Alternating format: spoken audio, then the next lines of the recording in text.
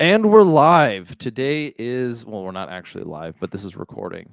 Today is Friday, the 31st of March. This is the closest to April Fool's Day we're going to get to put out a show. And for the trifecta of humor, we are getting ready for all of the jokes that are going to be released today and tomorrow by all the gun culture peoples, as well as, making that episode 69 nice kind of joke. Nice. Nice. So I like to have the guest introduce yourself. You are actually breaking regularly scheduled content because Fridays are normally recorded alone.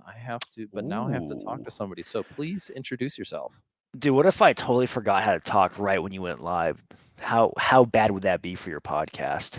I don't know. I don't know. Well, I am Aaron of Administrative Results, now post Docs. I'll just say my name, no problem. I am a professional meme lord on YouTube, and I make gun content. Is essentially it. Former beat cop, I quit after my department, which legally had the power to do so, issued a mandatory vaccine. It did not sit right with me because I thought about lying to stay there, and that morally seemed bankrupt. So I quit, and then I leaned into YouTube full time. So that's essentially the speed run version. So you are the modern contemporary version of a success story where you had to leave an otherwise stable job for something that is completely ridiculous and somehow you've made it work. Yes, I mean, I left probably one of the most stable jobs you can get, a government job where you're paid to carry a gun, right? And I had to explain to a lot of my family members that were like, "You're doing what now? You're doing YouTube?" Like you literally just left a government job that had crazy benefits too for the wild west of your own existence. And I think within gun culture and a lot of the things that we like to, like, we love this idea of the old Jack London riding on trains and going on adventures. And I remember this. I remember reading this once, and I think it was from what's his name, Brett McKay, who runs the Art of Manliness, who was talking about. This is a long time ago now, so I might be dating myself in a weird way. Who was talking about this older, kind of semi-fictional golden age of exploration and Mm. adventure, where people could like leave home on an adventure, and when they finished or as they went on it, they ended up better off than they're at. It's quite the opposite of like recreational travel, where if Mm. you're going to go on like a holiday and you're going to buy a flight to a foreign country and travel around, you're not going to come home richer than you started. Or so you left the comfortable shores of government occupation for the frontier of the internet. It made it work. It worked out and then some. I will say it was definitely scary at the time. I had a good support system. It's not like people were always like burn the boats, but looking back, I don't think I burnt the boats that hard because no kids, wife had a full-time job, so it was kind of like if any time it was to do it, it's now because if it fails. At the time I quit, I think I was 24, 25. I mean, I became a cop at 22, which to me blows my mind they let me do that, looking back at my 22-year-old self. So I was down to take the leap at because it seemed like the perfect time to do so in life. Yeah, I think we saw a lot of change within even just the structure of our environment. I guess that's way too vague. I think a lot of people made changes during COVID, some of them Mm, for the better and some of mhm. them much for the worse. Yeah, I Uh mean, I've been playing with this thought, and it's like if you learn how to make money off the internet, I wonder how one that's going to affect the real world, and like once people that were working normal jobs that kind of need to be filled, like service jobs or putting bags onto airplanes. I was like, if those people figure out how to make money off the internet, who's gonna be like working in in like the real space to get stuff done? Like it's a weird thought, and it's like a weird like economy question that I do not have the chops to answer because I am one a big idiot. Yeah, well, I mean, you're famously known for stating big chimp energy, which Big I think chimp is energy, big yes, chimp energy. yes. Yeah, and I imagine it's something similar to the state of authors, right? And so, Mm, like, let's take for an example. We could talk about authors, or we could even talk about like what this show is doing. Is like this is episode 69, right? mm, We've been around for a couple of months. We've had a pretty aggressive publication schedule, and as a result of the consistency, we are in the top we were actually in the top 5% of podcasts worldwide, right? But Wow. when you talk about the top 5%, you Mhm. really, as far as I understand, like and I am not an internet finance guru. Mhm. Probably should be not allowed around finances because that's where my big chimp energy turns into counterproductivity. Mhm. But you look at people like Joe Rogan or Tim Pool, and like they're pulling in a pretty solid economic benefit for the work that they produce. Mhm. But they are the 1%. Yep. And so, it is a difference in regards to what happens. And I think one thing that is just unfortunately the nature of the beast is that until you pierce that veil on how that stuff works, it's really hard to have an understanding of how it actually functions. Like you can rail all day against, like, rich industry celebrities, but it's like it's Mhm. a weird way to figure out how that economy actually works, and I am by no means a professional, Yeah, I mean, but it's scary. essentially, yeah, it's definitely scary. The where the money's at, where the eyes are. So that's essentially how the money works, right? Wherever people are Hmm. going, companies will be there too, and they're going to want to give you money for your audience. I mean, that's as simple as it is. Yeah, and then the question is, you have to make an argument that your audience is legitimate. I mean, maybe Yeah. it's a really weird way of saying it, but like this again comes back to, I think it comes back to a perennial culture question. Like, I think we're dealing with, well, he only has a lot of followers for no good reason, or why do people follow people, and why are there Mm, relationships between these companies and these people, and then you have like the shills and the mm, languages and and it never really goes anywhere productive. mhm, But it is, I think it's a good thing for us to consider, is that, like, some people produce excellent material, um and it's like educational or informational, and I think I've seen this complaint come up more and more, is like, what I produce is better than what they produce, but they have more people. Why? And you could complain about, e-girls or whatever you want to talk about, but mm, there is a realistic question of, like, what is the value of our relationship, and what is the appropriate relationship between, like, somebody on my end of the microphone and somebody listening. And the honest answer, I think, is it comes down to our virtues mm. of, like, what is it that what here's a good question I've asked in the past. What do you think it is? What is the single most important factor when you're looking at, like, a firearms instructor? What is the single most important element or attribute that they can have? Street cred. To me S- personally, street cred. Street Like cred. and it's not to say that, like, I know there was this big push where it's like, well, of course, if someone was in the military, if someone wasn't in the like a cop or anything, and they're just really good at shooting, it's like, yes, I think that is good, and you can of course take away stuff from that. But if they don't know how it actually applied in the real world setting, and if they aren't staying relevant, of course, there's all this different stuff that goes into it. But if they have good street cred, if they have good fundamentals, if they're staying relevant, and of course if they have good values where they care about, because it's not like, to me, I'm of course vomiting all this stuff out, but if they care about firearms culture and the Second Amendment and how it applies to like the everyday citizen, that's like the all above answer, right? Like combining all those, you kind of make the perfect instructor. Hmm. Because you can Yeah. have some stud instructor, and if he doesn't, sorry, I didn't mean to cut you off, but if he has some stud instructor but doesn't believe in arming citizens and their right to defend themselves, then he's just no better than a jackboot thug. So it's integrity. I Mm, think I've kind of stuck with this idea of integrity, of, like, when an instructor lacks integrity, and this gets into a bit of a broad brush statement, but when an instructor ooh, I'm going to sneeze here in a second. But bless you. when yeah, right. Oh lord. It's like the meme of the father sneezing. It's like the house is about to explode because of what my face feels like. Like, oh gosh, where's the mute button? Lord help me. The Um wind up. yeah, the wind up, right? I can feel it building and then it goes away. But although the idea of integrity can be a bit of a broad brush, like, that integrity applies to both their honest observation of their own skills. Like, can I even perform the things that I'm teaching, as well as do I communicate the virtues that I hold in the way that I produce this, in the way that I teach.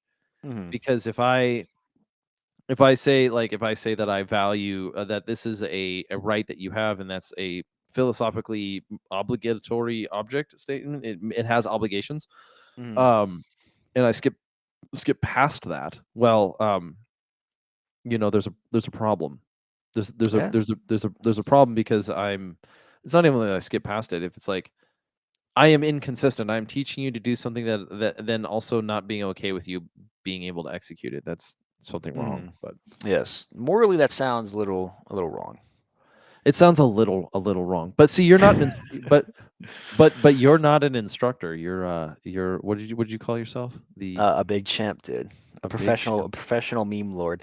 Mhm. Yeah, I never wanted to be in that instructor space. I think some guys, because I know you talked about your background, and then some guys, like whether it's military background, law enforcement background, or both, I think they think the natural step of getting out and being in the firearms industry is like some sort of instructing. And it's like, okay, I respect that. I think that's a noble pursuit. I knew for myself that I didn't want to do that. I just wanted to make fun content because that was my outlet at the time, and it's continued to be my outlet where it's focused on more so fun. And then if I can make some sort of education out of that, then that's great.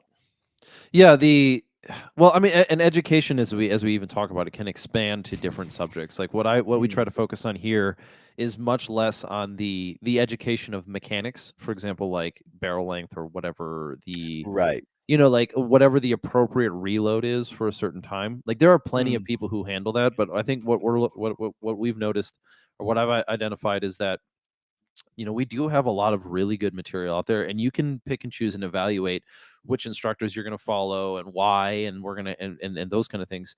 But how we address the idea of our values and how we address the idea of how we think about things, mm, that's my gap in the market that I'm looking for. And although gap in the market seems like a kind of a maybe a cheapening way of saying it, right. it's saying, I wish I heard more people talking about the philosophy of violence and how we think about it and how we Yes. understand it, as opposed to defaulting to rather crony kind of legal types. Yeah, that's a good point. I think that's pretty smart that you found the niche in this aspect. I think that's good, and I'm happy that you are talking about this because this is important stuff. The why behind a lot of what we do. Mhm. Well, thank you. I do appreciate that. Gosh, this nose thing is going to drive me mad for the next 20 minutes. You got them Uh, spring allergies, don't you? yeah, I thought I moved away from that. Now just spring got pushed forward like 2 months. So yeah, I thought I moved away from it, but nope. The spring, my wife makes a joke. You basically live in two perpetual states of pain: allergies and having a cold. I was like, Oh. but I was like, but dear, I also now have TBI. So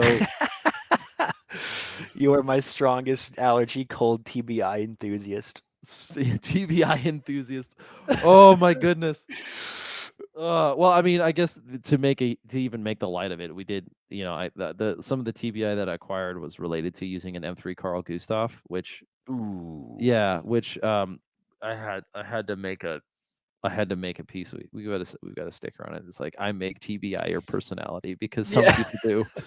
Like, yeah, some people just like, I have made TBI my personality, and myself included. And I'll be like, oh, my wife will be like, hey, you forgot to like do this thing, and I was like, oh, it's okay, I just have TBI brain. And she goes, It's a you can't keep doing that. I'm sorry, dear, I can't pay attention. The TBI is acting up. And she's just like, ah. Ah! Yeah. Big chimp brain, not successful. Let it work. Uh so so so yeah, she's got her honeydew list, and which is actually a huge benefit for me, because I remember being overseas and listening to guys complain about how when they get home, their wife is going to have this long honey-do this list.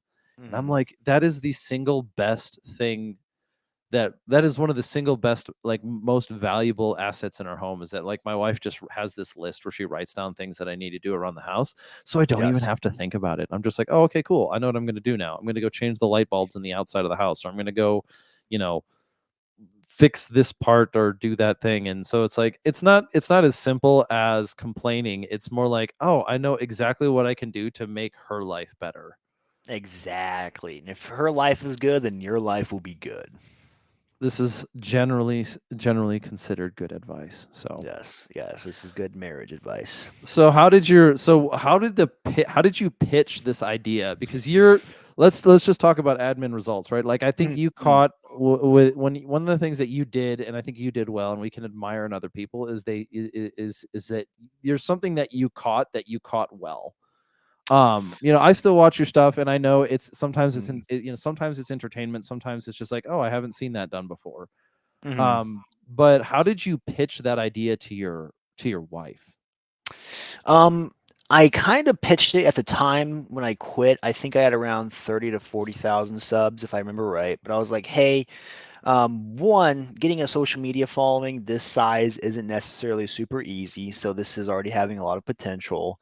Um, as a business thing, I was like, if the more I lean into it, the more it's gonna give me. Because I was already talking to other people in the game. They're like, trust me, dude, if you do this, you'll be okay. You don't like, you're not gonna be worried about money and you're not gonna be like super rich, but you're not gonna be worried about money. You're gonna be like making more than you did as a cop. And I was like, all right. So I leaned into it, and that's essentially how I pitched it to her. And at first she was like, okay, but then once things have gotten figured out, she's like, okay, yeah, my husband now makes internet YouTube videos. So because her father or her stepdad was a guy that was a cop, and he legit got shot in the line of duty, but he didn't die. He's still with us today. But she knows that like that was coming from a stable world, and the world she knew, which was already dangerous, and then going into a whole different kind of danger where women don't do well with that sort of, I think, financial like risk adversity. So that was probably the hardest part, is like being like, hey, listen, this could work out, because I just don't think a lot of women are wired like that.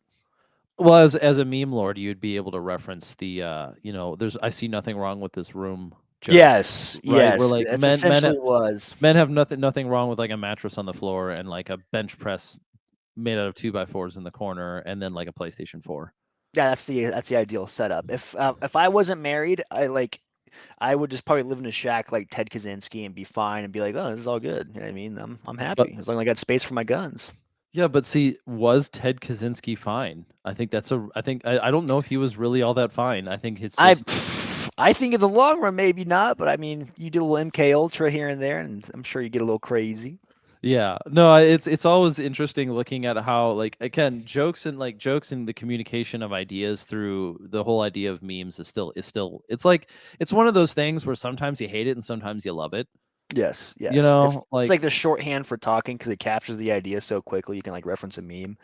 yeah, yeah. I mean, and then we do this in other ways, and I think I think let's go back to like the boogaloo thing. I think that I've talked Mm, about this a couple times, but like the boogaloo thing was for all intents and purposes like a giant meme and inside joke, and then some people made it their personality. right. That's a little bit of a cringe idea, and I'm sure we all experience to our own degree our own levels of cringe of being a part of it. But that's a good point.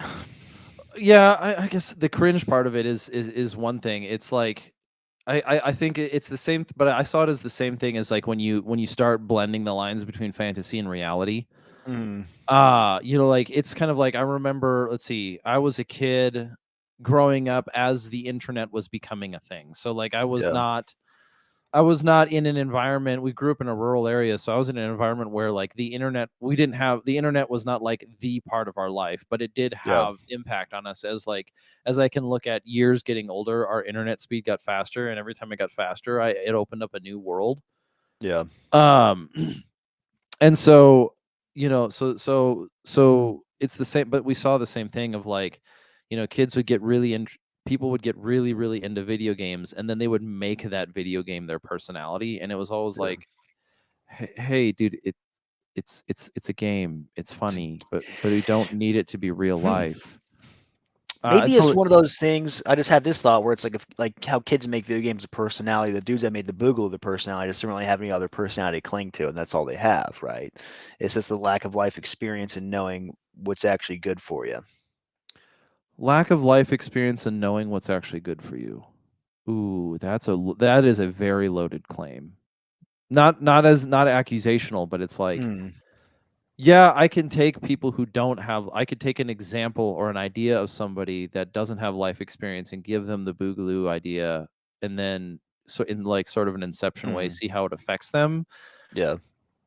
But I don't know. I don't know if it's the lack, because then what would the solution be? Give them life experience. Well, the only life experience that I knew of the people who made boogaloo their personality is they're still in jail for doing stupid things. Mm, Um and it's going to follow them the rest of their life. And so like maybe life experience is one of them. Maybe it's that Mm. I think it has a lot to do with like they're already socially isolated. Mm. And it's kind of like you see this problem in the internet of like whenever you start censoring something, it finds a corner to become alive in. Mm. And that being unchecked by the greater, maybe the greater element of, maybe it's that the Boogaloo thing being censored was unchecked by the greater realm of what we call gun culture, because everyone in gun culture, like not everyone, but I think us those of us in gun culture, like when we encountered somebody who took the Boogaloo a little too seriously, we could just kind of pull them aside and be like, hey dude, remember this is a joke.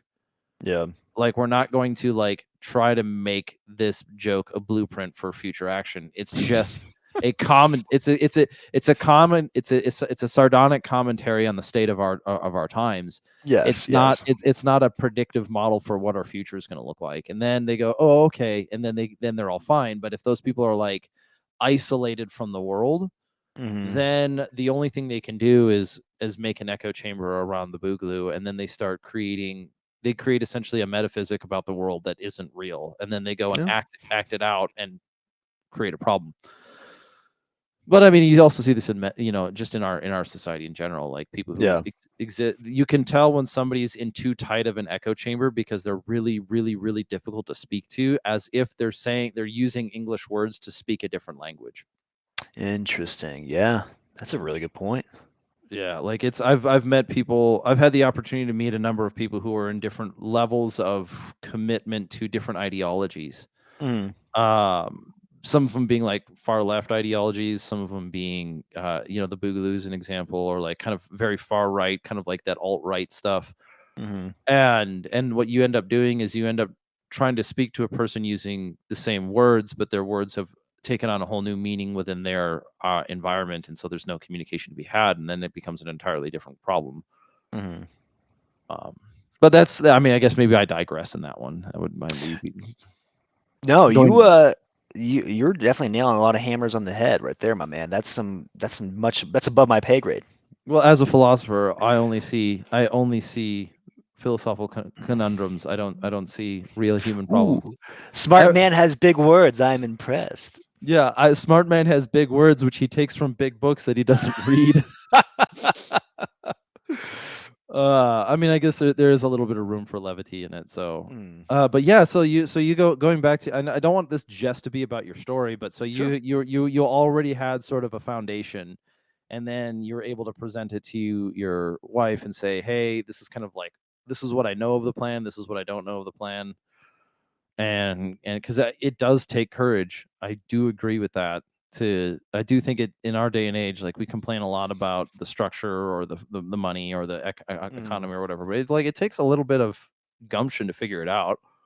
Yeah, it was definitely the path less traveled and unknown. There's not like a school or people you can necessarily go to be like, how do I become a YouTuber? The only place you can really go to is one, YouTube, and seeing what other YouTubers are doing, ask what other people in your niche are doing, look at what they're doing, essentially analyze everything and take away what worked, what didn't work, and start your own path and your own sort of journey. And that's essentially it. Like, there's going to be a little risk involved if you did what I did. But in theory, if you're like, hey, I just want to make YouTube videos and you still have a full time job, now what becomes the issue is more so the hustle, because you have now what's essentially a second job on the side that's not making you any money. So until it does, right? Until it does. So I mean, maybe this would be a, oh, I don't even know if it's fully appropriate for something like this, but fuck it, we'll go and we'll do it live. Um, that process, right, of like Mm. going from essentially subsidizing this project to making it, and when I say profitable, I'm not talking about, you're pulling in six figures a month. I'm talking about like, okay, so you're no longer worried about paying the mortgage next month. Right. Because there is a level of comfort when you have a, let's just say you've built a nest egg up Mm-hmm. of finance, and there's a level of comfort I can see myself existing in. Where like, okay, I know that the money's going to run out in 3 months, so I don't need to work. I do not need to wait. I do not need to like double time it today, but I will Mm-hmm. need to start double timing it tomorrow. Mm-hmm. I can look at that and say, ooh, that's a risk. But then the other side of it is, so, how you don't need to tell me about your monetizing strategy. What I do want to see is, how did your mentality change as you were starting to kind of get your feet underneath you in a way where you're like, okay, it's at least stable now. How did your approach to what you do for work change when you went from the scary frontier to something a little bit more stable, or is that even just a is that an assumption I'm making? No, it's a good question. I think if I'm reading it right, I think there was this point where um, leaving the old like employee mindset behind and picking up the employer mindset to where you're going from the stability of a job to where you don't really worry about your job. It's one of those things you just show up and do, and then you're always looking forward to the weekend. To now, this is something that consumed my brain now full time, and the existential dread of being productive and making sure that I am laying the foundation for not just my wife and I, but for our kids and their kids is like, okay, this is now a much bigger task. Everything is on me. I am now the most self reliant I have to be to make sure that I am getting all this stuff in place to set up a future because I have no benefits. I have no health insurance. I now have to make money off of a genre on the internet that could get deleted off YouTube any day. So there was kind of like the big sword hanging over your head kind of thing, but it also added a lot of the kick in the pants to get stuff going and like being creative. And now I'm not just being creative, but worrying about the business side of stuff. Yeah, I get the feeling that it's not easy to define in chapters until later in life when you can say in Yeah. retrospect. Whereas now it's like, you're still a couple years in. Hmm. But I don't know, like, the thing that I'm working on now, this even let's just talk about the Redacted Culture Cast. Like, I Sure. started this the thing that has become what this is started many, many years ago. I just never Hmm. it opened up a new chapter in like September, October of last year when we officially started running the shows. And I think one of the things that it has taught me in the last, let's see, it's September and it's March, so that'd be like 6 months of operations, or Hmm. 6 months of running this is, there just because you don't know how to answer the question doesn't mean you're not obligated to answer the question, Hmm. right? Like, it's like, I don't think that I think some of my old paradigms, my old understandings of how things like this work eventually or very quickly evaporated when I decided to go do it on my own. Hmm. On my own, as in going independent, like not having an easy, or not have it's not an easy. I don't I have a personal gripe against this sort of false dichotomy between, you either are an employee or an employer. Like, Hmm. some people, and as if it's like an ontological distinction between peoples, as there are like different qualities of people.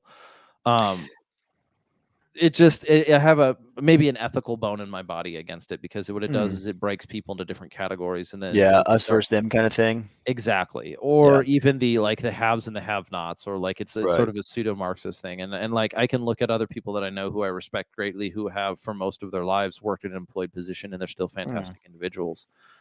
Right. I guess what I was trying to do is do the catch-all of like stepping onto the other side of not knowing what it took from that aspect. That's a quick catch-all. Mhm. But yeah, you're absolutely right. I think that there is a much bigger distinction between that. Just because you're an employee doesn't mean you're necessarily a good person. Just because you're employed doesn't mean you're necessarily a good person. It's a whole different thing. Yeah, it's a crazy thing. I think one of the things. Let's see. There was a. This isn't going to be an interesting subject too, because it was a couple weeks, maybe a couple months ago, where like Jordan Peterson was doing something on the television, and he like started crying on television, and so other people were like Mm, criticizing him. It's like, you don't. It's kind of weird. And one thing I think about it when it comes to like social media and social media censorship is like, there's a problem about complaining about it.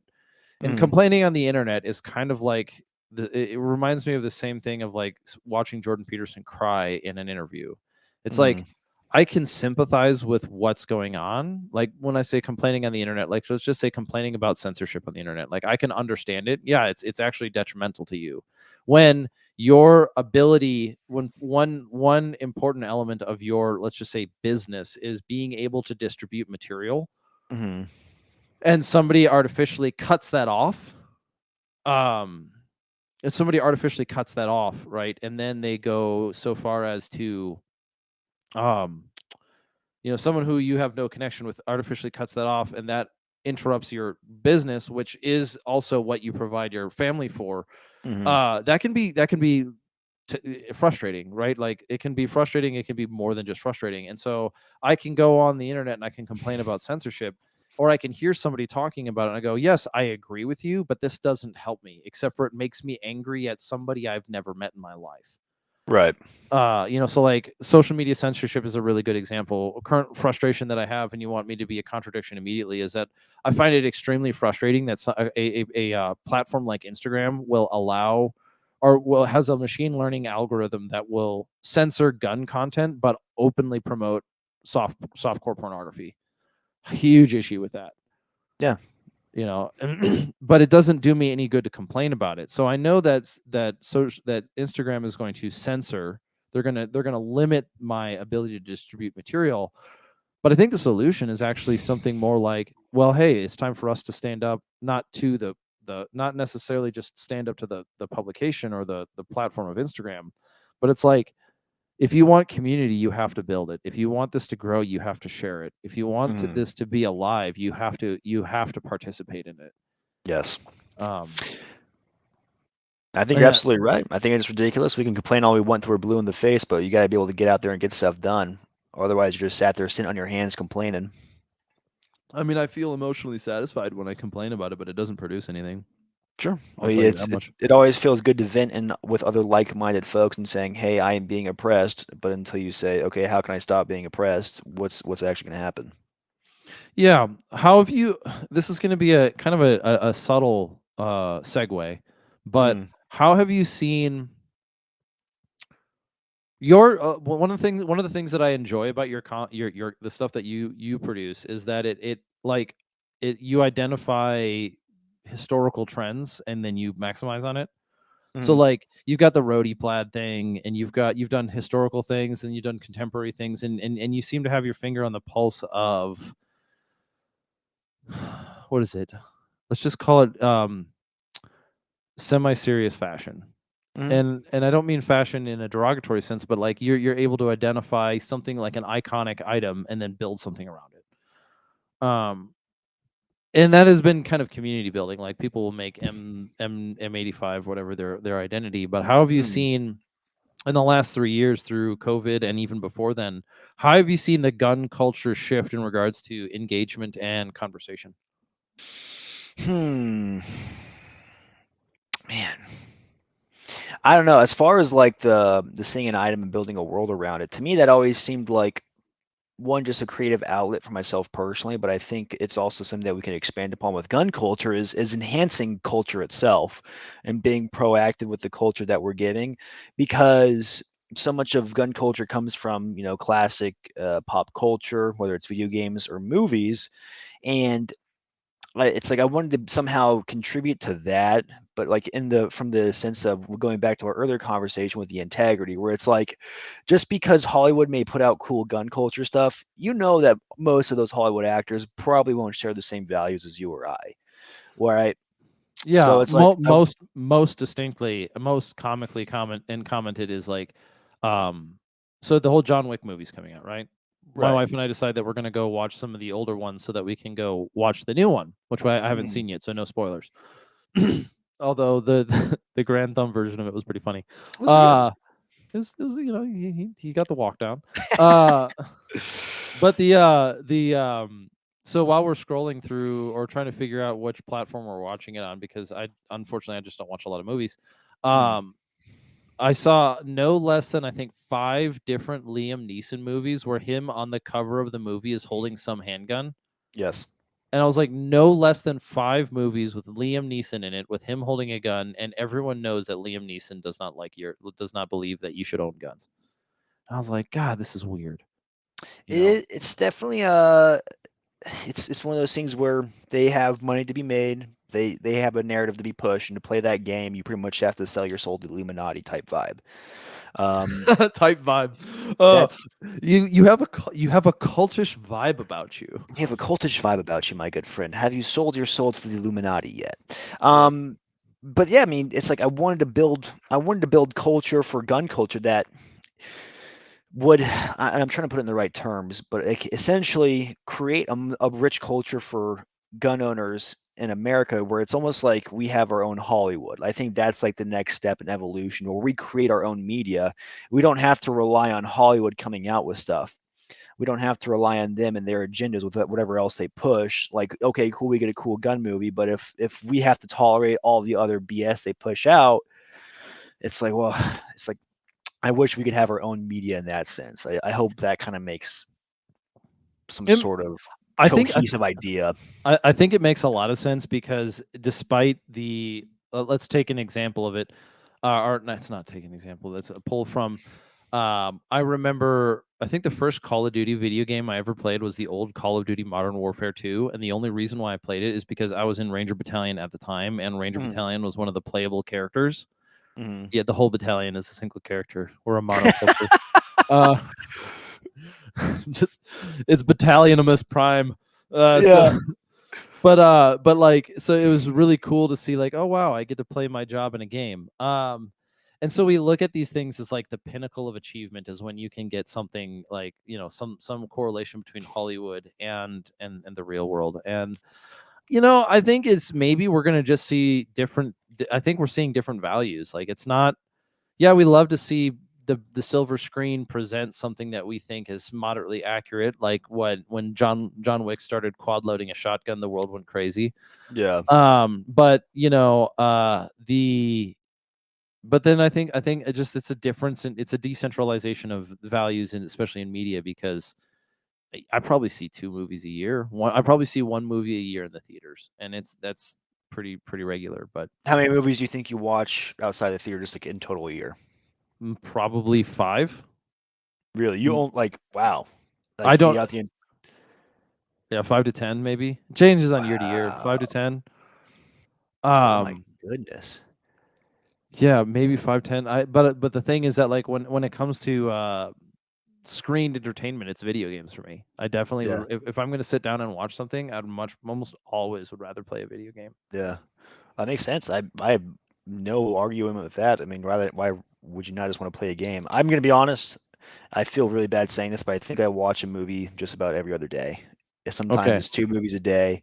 I love movies. I'm not a movie buff, but I love watching movies because that's where I get a lot of my inspiration from. Mm. So, dang. Yeah, we come at different angles, right? Yeah. But and for me, it's like I get it. I get it that there is this idea that like, okay, so I've got I've got a wall of books behind me. Do I read as much? Not nearly as I should. Not nearly as Mm, much as I think I do. Um, but when it comes to like media, it's definitely like the video games are the one that I enjoy most because I just have mm. I have interaction with it. I'm entertained. I have the emotional feedback loop of Yes. quest complete, quest complete, and so I'm like, oh, this is kind of fun. Um, so then let's keep switching as we're moving forward because you so you said, something that you wanted to be a part of is you wanted to be able to provide something for the community that is what we would consider like an abstract object of like something to enjoy as Mm, opposed to like just have. I don't watch your content. I don't watch your content on your channel because I want to have or because I'm thinking about purchasing that item. mm, I'm watching it because it's a combination of entertaining and like it's interesting to see how you present it. So maybe I'm in a position of a unique position, but it's I think that's an interesting development for mm. what's coming out. Well, yeah. So how I think about it is kind of like when I ever listen to the Joe Rogan podcast, and whenever they talk about comedy, essentially how they boiled it down for when they talk about comedy is they are approaching like subjects in life. They're just picking a different angle to approach it, and that kind of like stuck with me because I was like, well, I guess we can do that with anything if you're in a creative space. Because I wanted to approach firearms ownership and gun ownership from a different angle where it's like there's always been the norm of like you're either reviewing a gun essentially like everything is a dedicated reviewer, just the facts, ma'am, kind of thing. But I was like, honestly, that's not my personality. So I wanted to have as much fun with it as I could. and being creative and kind of like try and catch the references that we think of when it comes to the story of the gun, because like it or not, these guns always have a story behind them, and there's like this big moving factors of production and history, and it's like I'm trying to get better at all that stuff, but the stories that these guns themselves can tell, to me, it's like I want to be able to try and tell those stories. Mm-hmm. Yeah, I think because it almost goes back to, or it actually doesn't almost, it very clearly goes back to the idea of like you growing up and being a kid and seeing a sword. Like, Mm-hmm. you know, as a kid, you think having a sword would be the coolest thing. And if you have a sword, you are a knight. Or if you have a samurai sword, you are a ronin or a samurai. It's like, and then as you grow up, you realize it's not really the tool that makes the man, it's the man that makes the Mm-mm. tool. It's that weird X factor too, right? That's one thing I try to touch on my videos when we see certain guns. It's like, what made Roman legionaries so good at being Roman legionaries? What made samurai samurai? It's like you can give a Roman legionary a samurai sword, but they're not going to be a samurai, and vice versa. It's like there's the X factor behind it, these unquantifiable, untangible things that add to the, at least to like the story is what I like, but like the story behind it and the why behind it. Yeah, I grew up, you know, like I grew up strangely disconnected from so many things. I had a Mini 14, or my father had a Mini 14 when I was a kid. So when I went into the Mm. army and shot an M4, I was majestically underwhelmed. Yeah. I was like, oh, this is just the same thing, just with a Yeah. different. It's like, well, it's not, but you get the point. Like, and then Yeah. by the time I was getting out of the military, the AR-15 revolution was in full swing. So like, Yes. I never had to deal with the pain of having I never had to deal with the let's just say the pain of getting an underperforming AR-15 of some sort. Like Yeah. every AR that I've had has always performed great. Yeah, I think now even the poverty ARs now, of course, this is off topic, I think, but a little bit. I think going forward, they should all pass the sniff test to some capacity. I think now they're all going to be either good or great. Hmm. Yeah, as we've undergone, I was talking to a mechanic, or not a mechanic, an engineer on the subject, and he's like, one of the single most important developments in the last 10 years is actually we've made barrels so much better. Yeah, that is And crazy. That's stuff we don't really often think about. definitely didn't think about it at all. I was like, what do you mean we made barrels so much better? And he's like, we've made barrels so much better. They're more accurate, they're longer lasting, Hmm. and they're orders of magnitude better. And I was like, oh, interesting. So I remember, and then one example of this, and this is not a good example, but it's as best as I can at the off the Hmm. top of my head, is that for a while we used Colt uppers for our ARs or our Hmm. M4s in the military, Yeah. and they are your classic M4 Colt upper with like the Knights rail on it, and Hmm. they did the job Like with the the A 14.5s, Knights Rail. 14.5, Yeah. yep, with the A frame front sight post. Gotcha. And Okay. you had to, you had to put a light on there, which ours was an M3 by Surefire. No, Mm. Insight. Is an Insight. And then we had a PEC 15, and then your optic, Hmm. which your team leader at that time told you what you were going to use. And so like I remember I did a training cycle and a deployment with one of those, and it was like it was a well functioning tool, but Sure. it still had like a 3 minute of angle gun. It was still like a 3 minute of angle barrel, and then we got back and we switched over to all these Daniel defense uppers, and they were like a Yeah. 1 minute of angle barrel, Yeah. and I was like, suddenly, I was like, what? Yeah. You're like, wait a second. We So went here's to here's a question I have for you. yeah. Um, with those Colt uppers that you were using, now were those uppers, and I don't know what year you went, I'm just like asking the nerdy questions. Do you think that those had like the train ran on them before? Like they started off good and then ended up bad by the time you got them? So we were in battalion. These were not new. They were not fresh. So Okay. the Colt uppers that we had, especially the ones with the larger like the larger MOA for the accuracy of the barrel they were definitely worn. Some of them of Hmm. different level. They were all of different levels of wear, but they Yeah. were all markedly less accurate than the Daniel Defense uppers. Okay. Yeah. Because and part of that is because the Daniel Defense uppers were brand new. Yes. And they were free floating barrels and blah blah blah blah blah blah blah. Right, Right. right. All the gun nerd stuff. So depending on which M4 you got at the time, when we were talking about the cold uppers, some of them held a better, some of them were more accurate than others. They were not universally worn at the same rate. Hmm. But they were not fresh by the time I got them, and they'd been used by other rangers before me, so that's kind of what happened. Um, but it was a marked difference in performance. At least you're gaining a minute of angle, which at a flat range at 25 yards is noticeable if you know what to look for. But you're also a 19-year-old kid and you have no idea what you're doing.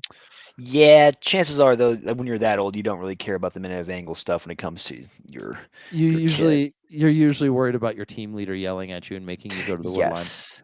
Uh, Yes. but the other thing though is, like, by the time I was in long enough to kind of be aware of it, when we got the new uppers, and I was a senior private at the time, so I had a little bit more time and experience under my belt. I remember going to a known distance range and throwing all that stuff on there and being like, "This is markedly better." Especially when you're using like a 14.5 and you're shooting at 300 yards, which isn't Yeah. crazy, but like, No, it's why not is my nuts. wow? I got at first I was thinking like, I am so much better than I thought it was, Yeah. and then you immediately get humbled. But it was Yep. like but it was a marked difference. So it's like, oh wow, I'm hitting very effectively at this range. So the inherent relationship between the tool and the toolsman. So All right. Well, it always helps having some good tools. Question real quick. Are you able to pause this so I can use the restroom? yeah, I will pause it and then we'll And or be. edit out my potty break? I will do that.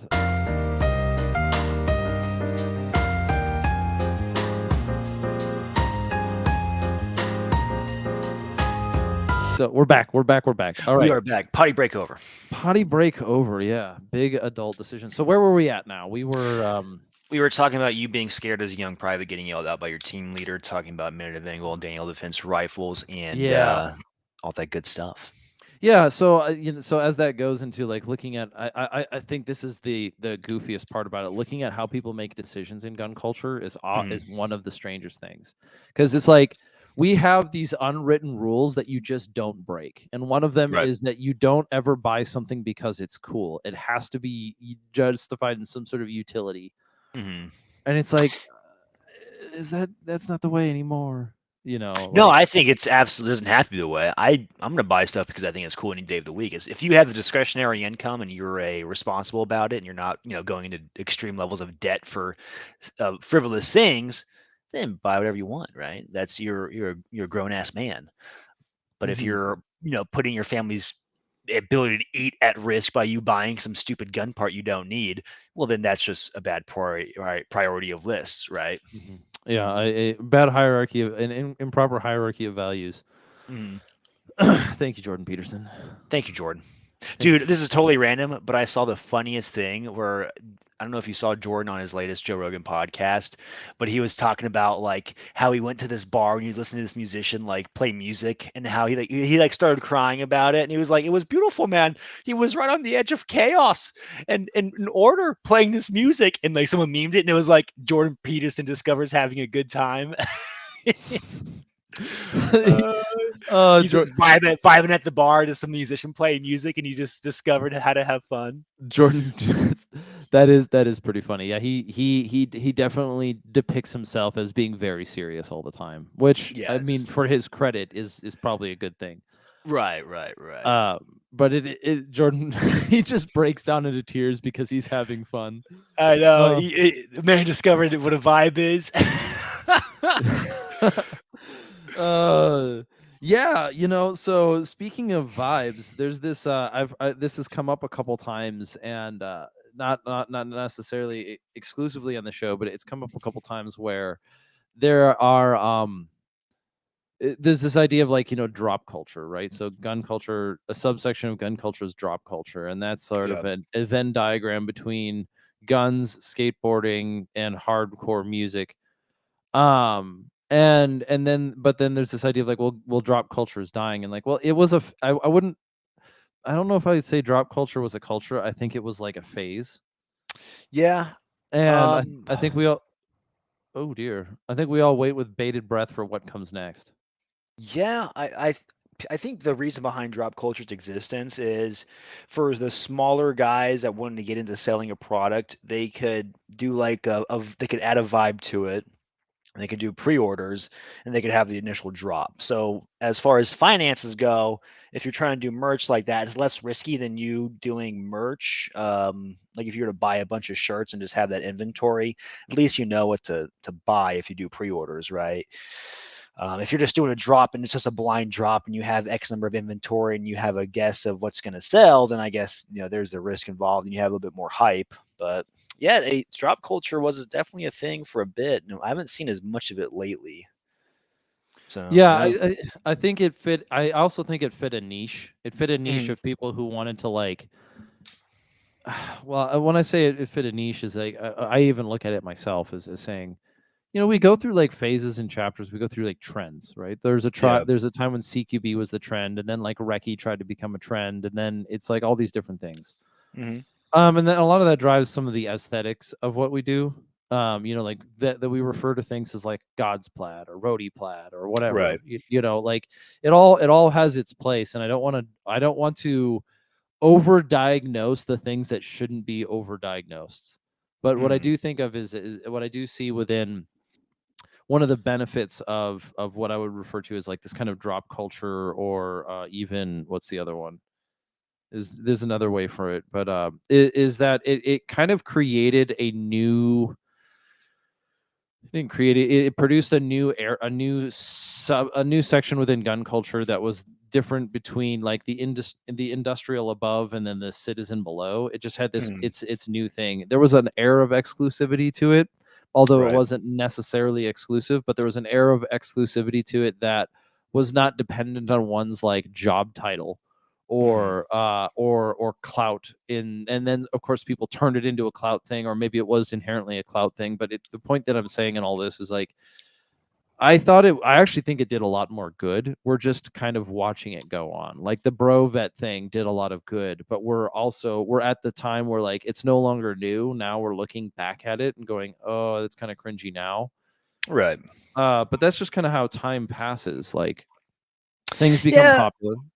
I'd be willing to bet as far as like drop culture goes, it won't be as judged harshly as brovet culture. I just think it's more so a fashion trend that's just like t-shirts with a certain style, right? As far as drop culture goes, or whatever certain style. To me, it doesn't seem like as bad as like the brovet vibe. Because it's more inclusive. It's more of like the inclusive vibe of like anyone, like if you have whatever brand that was a part of drop culture, ideally they wanted to bring on like a certain, they're not like saying, hey, if you didn't serve the military, you're worthless. It's like, hey, if you're a responsible armed citizen, you share our values, and this brand is for you. So I don't think it's going to share the same level of criticism as the bro vetting.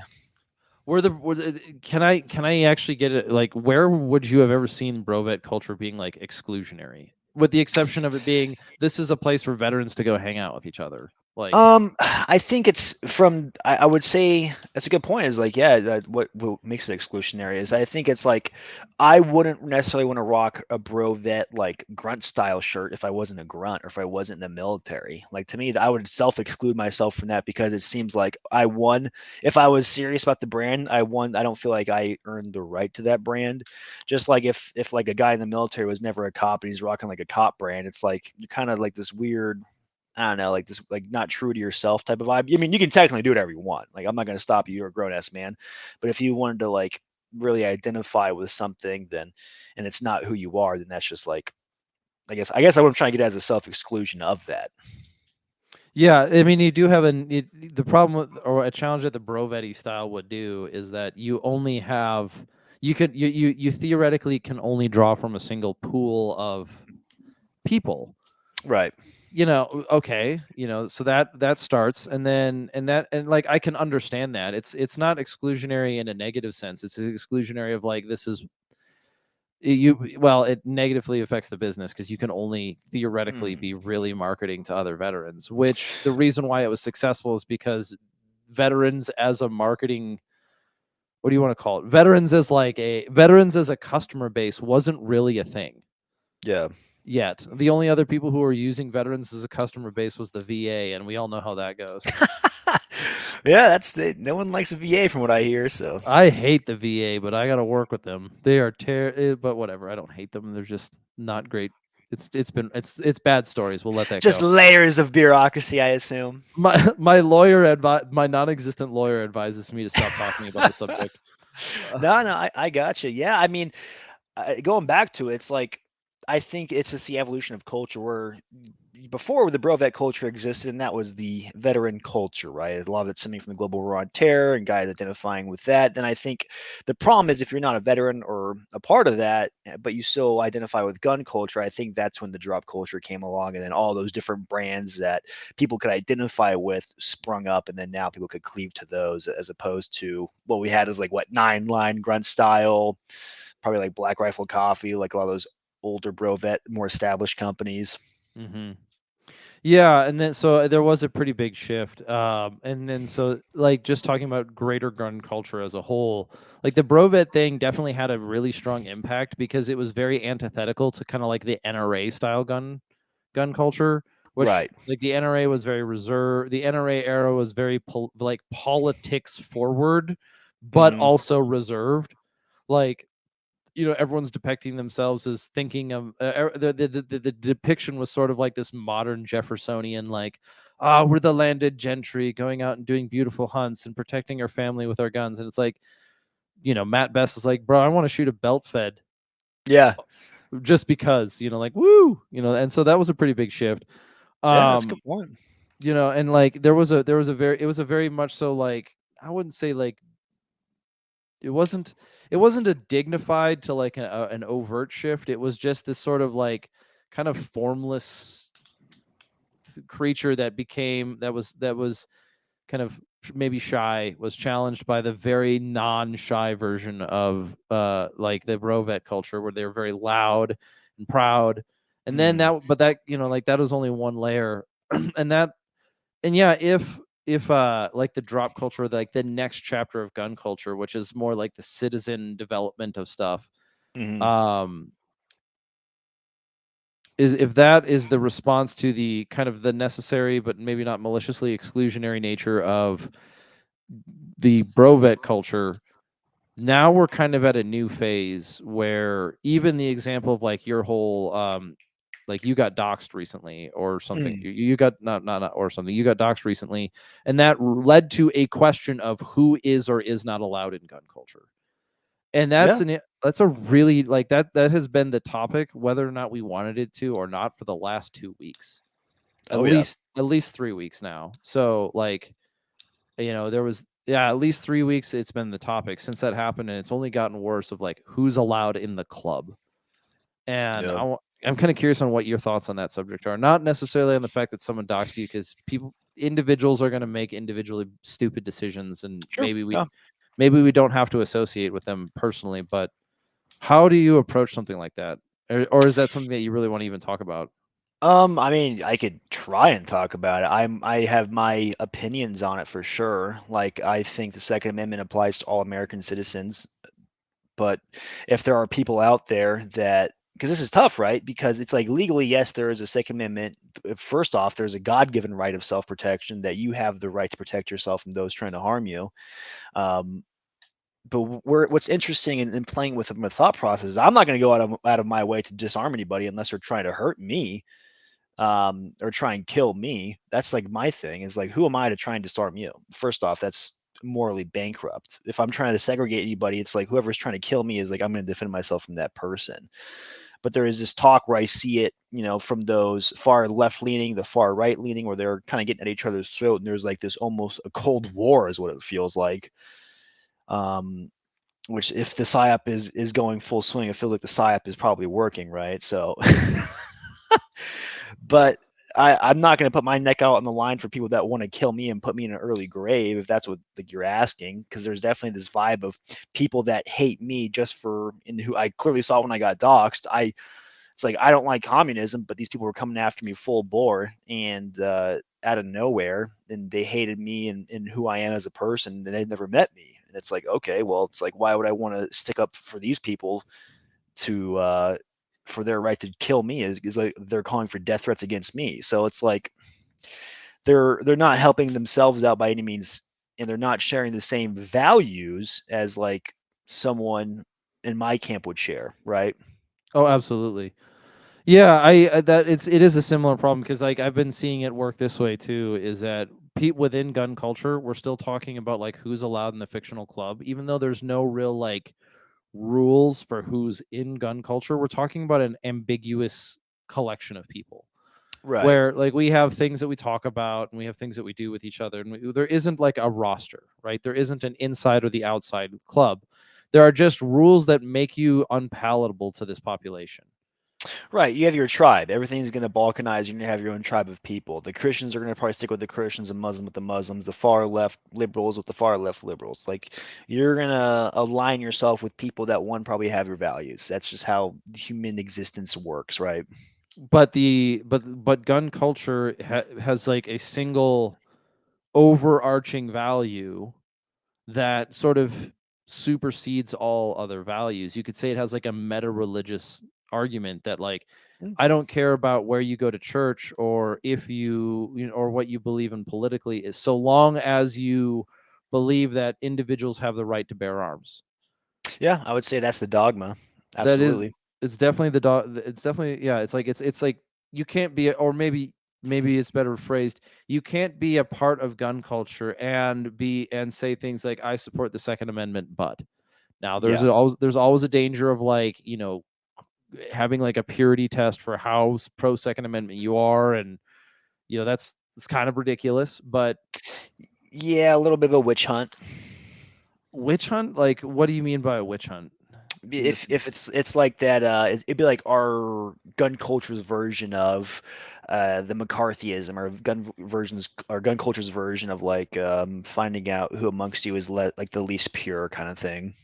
Yeah, I could see. So when I think of a witch hunt, I think of it as being a fervorous use of ambiguous rule to take out personal opponents under the veneer of a greater moral argument or a greater moral threat per se. So McCarthyism is Mm. like McCarthyism would become bad, would Mm. become the negative thing if I was accusing people of being a communist who weren't communists in order to get them out of my way to make personal gain, Right. right? Whereas, That's a great example. yeah, or like the witch hunt example would be a really perfect issue. Is like, okay, you've offended me, or you have, you've offended me in some way that has put me in a position of jeopardy. You've revealed my sins or my bones, so to speak, Hmm. the skeletons in my closet, or you've blackmailed me, so I'm going to call you a witch, and then they're going to burn you at the stake before you can reveal the world's skeletons to me. That's a little bit of a that's another example of like what I think about a witch hunt, in being it's Mm. not an honest. It's not like there has to be a dishonesty to it. Like there has to be some sort of participation in it that that is dishonest. Whereas being able to find out people, like the inverse of a witch hunt would be the whole stolen valor thing. Like we Ooh, already yeah. have rules because should we build an unofficial coalition within gun culture to go after people who to like to sniff out everybody who's a, what do you call it, like a stolen valor person? Probably not. We don't need an inquisition, even though we have the gun Illuminati. uh the Yeah, gun, yeah, that's pretty. I like that. we the tribe of 12 or whatever. um Even though but we don't necessarily like need an inquisition, but Yeah. my general experience is people who lie about who they are tend to get found out, and it usually comes up pretty spectacularly. Yes, that's you kind of reap what you sow kind of thing. We believe that there's something regular in the world. Yes.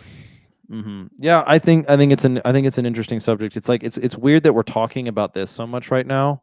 Of like, well, I don't think it's weird. I find one thing that has been very consistent is that gun culture is trying to talk about who is and isn't within the intellectual, within within the metaphorical club.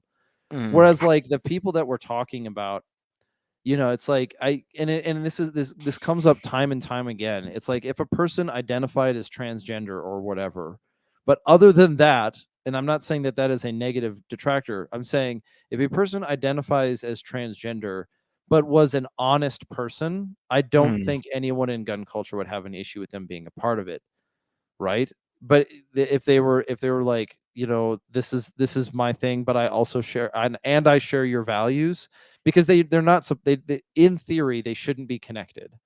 Right. You're although when you get into metaphysics, they tend to be a little bit closer than people find comfortable. Like gun culture is trying to figure out who's in or not in the metaphorical club, and the people that we're talking about are trying to figure out how to get the most arms in their hands and then also make you the bad guy. And so it's just Mhm. a very weird, it's a very weird imbalance.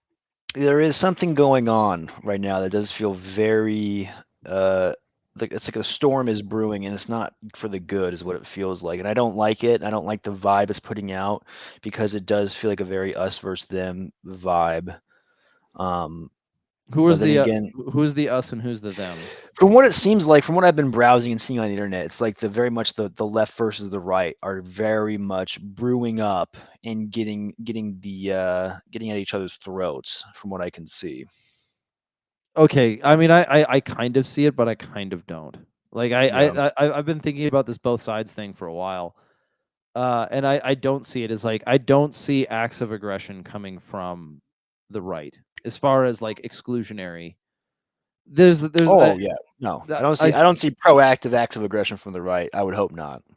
I know there's going to be examples of it, but I've been running into this problem of like, even within gun culture, like we're criticizing people who say you can't be a part of gun culture if you're trans, and I'm like, who has said that? Like, really, who Yeah. did? Who did? Show me where.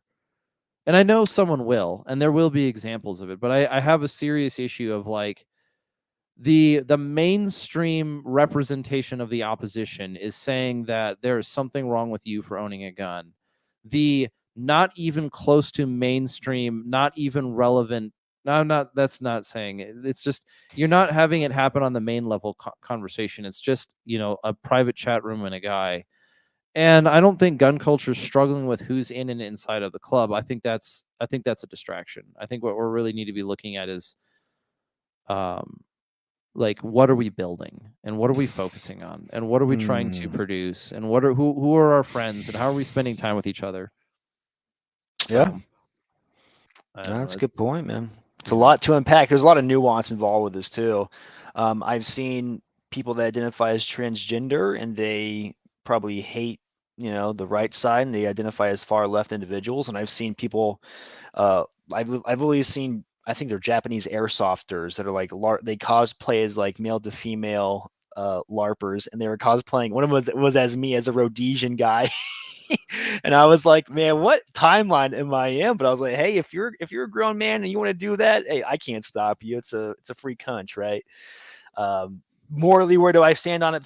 Religiously, where do I stand on it? Technically, it's none of their business. I'm not going to push my religion on them, but I have my own values, I have my own beliefs. But those people, those folks, if you're transgender, if you're gay, if you're a Christian, you all have the right to self-defense. Um, Absolutely. Yeah. We I think we hold on to this pretty consistently. yeah, that's a consistent value. Now, I'm not going to defend a group of people, like I said earlier, that want to kill me. I'm not going to be like, oh, you know what? They still have a right. It's like, if these people want to kill me, it's like, what the heck, man? I didn't come after you guys. Yeah. I But, don't I don't have to break bread and do business with people who think right, that whose very idea of existence is that I am the evil that they need to purge from the world. It's right. like, yeah, we're not gonna, like, I No, don't have to be your friend. no, I'm not going to go up to you to bat for you. I'm not going to put myself on the line for you. But, yeah, I think that's pretty, I feel like a lot of people would have those beliefs, pretty reasonable beliefs. Yeah, I honestly think the book has already been closed. It's just we're dealing with the aftermath of it. It's just of who's. It's not. We're not really talking about who the Second Amendment is for. We're not. No one's ever. And this is one of the things that I'm really thankful for what's going on in gun culture lately is that we're just so much more accurate in our presentations, and we're trying to focus on like how we think about things and having important but necessary distinctions, and so on and so forth. And so like, yeah, I think this is a good move. I think we're making a good move forward. I'm really Yeah. looking forward to like what comes next, because I know there's a lot going on. Like, as the meme goes, you think it's scary now, it's going to get worse. Or hey brother, it's the guy in the tank. Hey brother, I know Yeah. it's scary out there, but it's going to get a whole lot worse. It's Yeah. like well, probably. I'm not really Yeah, into the it's whole apocalypticism kind of thing.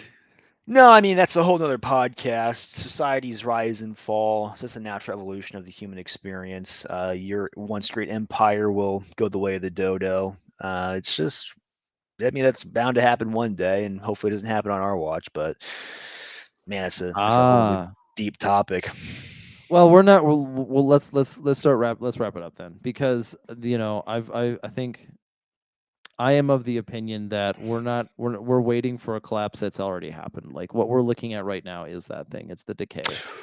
I mean, if I was to compare America now to like the Roman Republic and before its demise to be an imperium, I would say we are definitely in the fall stage. If you just match up what happens with ancient Rome versus what Sure. happens now, I would say we're definitely in a free fall. But then again, I'm not the expert to to go full bore on this. It's just my one dummy on the internet's opinion. So One dummy talking to another. yeah, we're in good company. I just try to use bigger words. Well, I actually got a degree in big words, so I could look down on people. Impressive, sir. I could not get degree in big word. Big word's scary. Yeah, I got degree in big words, so big word men talk down to. It's funny. Yeah. Well, cool. I would like to. I actually, first of all, thank you for coming on the good old episode 69. It is my highest honor to be on episode 69, and for everyone listening, just know that I had to do horrible war crimes to get this slot. So thank you. Horrible war crimes. Isn't that redundant? You got me there. Yeah, war crimes. Okay. Well. First of all, it's great to have you on. Thanks for making this a last minute opportunity. Second of all, we should catch up sometime soon. But other than that, I do one of these days I do want to talk to you about church, about religion. Oh, that'd be fun. Because, well, I mean, I think, and this is where it comes back down to, even in gun culture, is that I remember there being a time where like a person would participate in gun culture but also be a Christian, and he would like sheepishly kind of talk about, oh well, I'm a Christian, these are my values, and it's like, in my honest opinion about this, yeah, it becomes a little, if as long as you're not doing a bait and switch where it's like, let's talk about guns, just kidding, Jesus. Yeah. Like that's rude. And then the other one is, if you're so offended by the presence of religion in a person's opinions, then it's, you kind of need to work at understanding information, because me being able to talk about my foundations for why I believe in a certain thing is not the same thing as me telling you have to believe that. And if that is a level of articulation that needs distinction for you every time, then you need to work. Then you need to work. It's a you problem. It's not a me problem, kind of thing. Like, I'm not here to, if I think that the era where like people were kind of sheepish about being Christians is very, very, very over. Like, I would hope so, because there was a lot of Christians that definitely died for you to have the beliefs you have now, to keep the faith going. So if you're afraid to be like, this is what I believe, yeah. Fair enough. Alrighty. Well, in conclusion, it has been good to see you. While we've been talking, I've had the our merch page up for season 1, Operation 2 Into Beasts, which is in conjunction with Ethan Walters, also known as Gypsy Walters. That is a pre-order. We are doing a bit of a pre-order right now, because that is what keeps the lights on and the camera rolling. We're looking at building into a new studio here soon, or building a new studio into the location here soon. So if you guys are interested in buying that stuff, remember, we put hidden secrets in all of our things. So if you can figure it out, there will be something for you. That being the case, Aaron, Mr. Admin Results himself, thank you for coming on the show. Where do people find you? Thank you, Mr. Redacted. They will find me at Administrative Results. They will find me on Instagram if you type out my entire name. I am in the Shadow Realm on Instagram. Twitter is also a great spot. It's Admin Results on Twitter, I believe. If you find one of my pages, you'll find the Linktree. You can stalk me entirely wherever you so desire, but not in real life. Don't stalk me in real life. Please don't. It's not kind. It's just not kind. It's not kind, and I will smell you out. So it is not what do you call it? It's not very Chad of you. It's not very Chad. It's not in vogue. It's not in vogue. Yep. I think we just found, like, I know we're being shadow banned to some extent. For example, like we're getting roughly 3% of the people who actually watch our stuff that are Mm. seeing some of the things right now. It's like, this is a little weird that it in 2 days it went from, to this. And I know I can't. There's differences, but for that being the case, anyone who shares your stuff, that's the best way to travel it out. You want to build Mm. community, bring it. You want community is based on building conversation. Have conversations with people, even though they're going to be a little uncomfortable. Take a little bit of that humble pie, chat with your friend, chat with your neighbor, reach out to us. We build this culture stronger than these sensors by actually just going out and reaching out and talking to one another. That being the case, thank you very much. And for you, admin, we'll talk to you later. Sounds good.